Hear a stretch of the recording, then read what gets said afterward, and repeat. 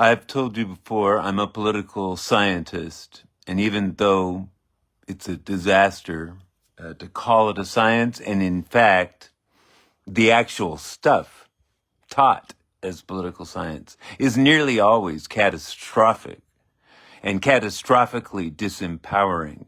Because, of course, sciences are in the business for the money people of prediction and control.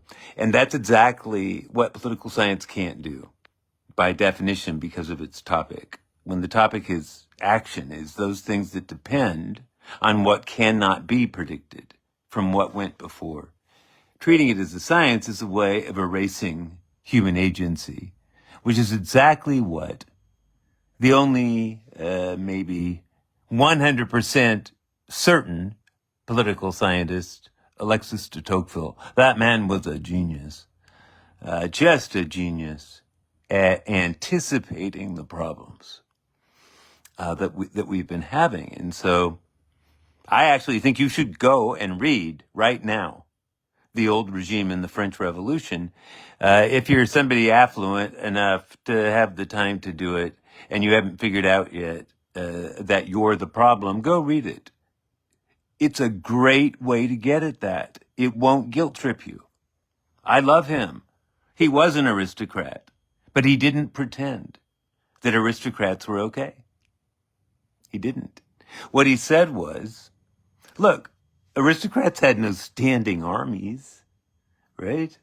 They could abuse terribly their people. But everything is contextual. If you don't have force, if you're hugely outnumbered and you don't have force, there are limits. There are limits. I mean, it's not like the monarchy didn't provide force,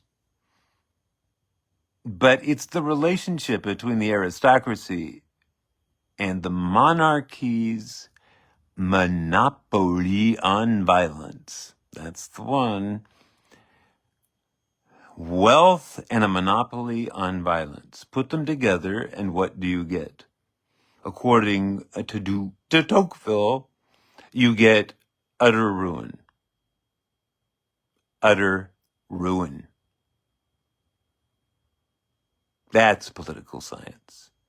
Political science does not accommodate egos and conceits and vanities. It has nothing to do with that. Now, since I've also confessed to you that I am not paid, why should you listen to me? What possible authority could I have? And it's a good question. Well, here's the answer. And I'm not saying it gives me authority. I'm saying here's my best answer. Whether it adds up to authority for you or not is an interesting question, and I will wait to see.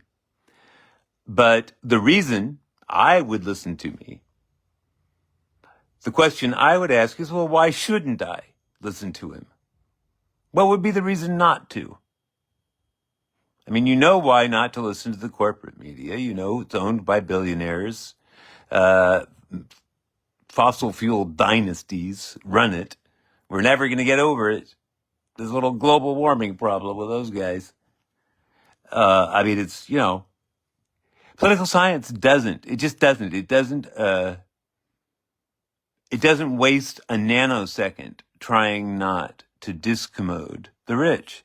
So how were you ever going to have political science once you defunded higher education? You never were, because now all the universities are tuition mills, but they're also, sluts for corporate donors, just like Congress. So you've just screwed up everything. And now I'm finally going to do it. So if you're in Fridays for the Future or XR, if you're just young and pissed off at the boomers, this might be your moment with me. Although I'm always this way with you anyhow, you know that. But that's not the point. Look, some things are just inexcusable. And that's what we should talk about. When it's the people themselves not their institutions, not politicians. When it's the people themselves, demonization is not allowed. Nothing is allowed, which suggests that there are people we can do without. Good luck. How are you going to do without them exactly? That's always violent, that attitude. You're so dumb, I gotta say. Liberals and the left. I grew up in a place where people's stated political views were so horrendous, like liberals and leftists would just go running away. But at my age of 62, I'm starting to think maybe they were on to something, because none of those people believed those things. But they hated liberals, man, and so do I. I can't stand them. I just can't stand them. I mean, really, I would cross the street to avoid a liberal, even if the traffic was brisk. I just can't stand them. The hypocrisy, the blindness, the myopia. But above all, the censoriousness and moral superiority, the defining of virtue. That is aristocracy. Everyone sees it, but you dodo. Do you know how transparent you are? I hope you're learning. I hope you're listening to me and you're learning. That money made you dumb. That's all it did for you, is make you just butt stupid.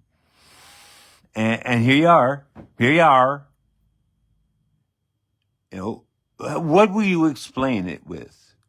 That you went from student protests in the 60s and seeing students shot to letting universities be defunded. How do you explain that again? You don't. And I'm talking now not in an unfair way at all. I'm not saying all boomers, because although I'm not a boomer, I know plenty. I know plenty who never, ever, ever changed. They stayed just like they were in college. And there are professors, in fact, at some of the universities where the students are protesting who represent that continuity.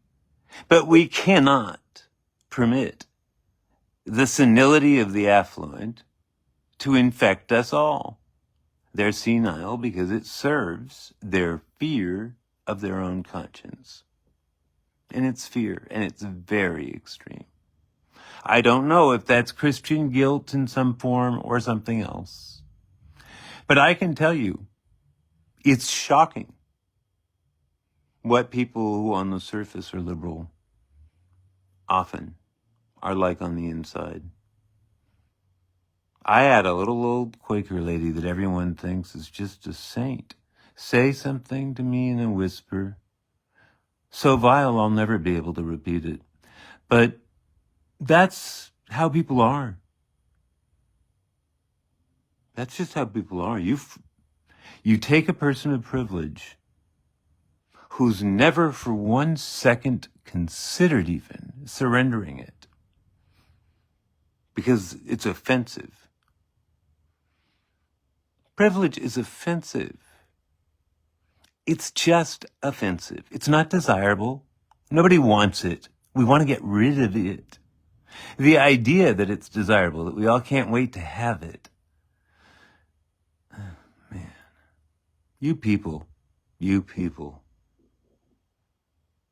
Vanity is one thing. We're all subject to it. I still care what I look like. This is not thrilling me, this version of me. So emaciated, nausea, and anyhow, it doesn't matter. Pain, mostly. My whole body is locked in pain. Physical therapist was here earlier. She had to pry my legs. I don't want sympathy. I wouldn't take it. I'm talking about my pain to remind you that you're a human being. And I'm a human being. And we're alive. And life involves commonality. We're alive, not in separate compartments of life. We are life on earth, and life on earth is one. All you have to do is know that. It's not hard. Every living being will teach you. I'm taught daily. And it's just so frustrating to have to listen to people insult each other all day long. And treat that exchange of insults as their civic duty. I was not raised to accept that as even human. I don't regard it as human. I regard it as sub-human.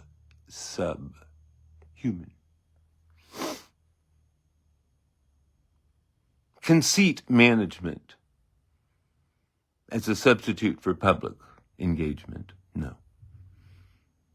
I'm sorry. That's not going to be easy for you to forgive. You don't need me to forgive it. That's not how it works.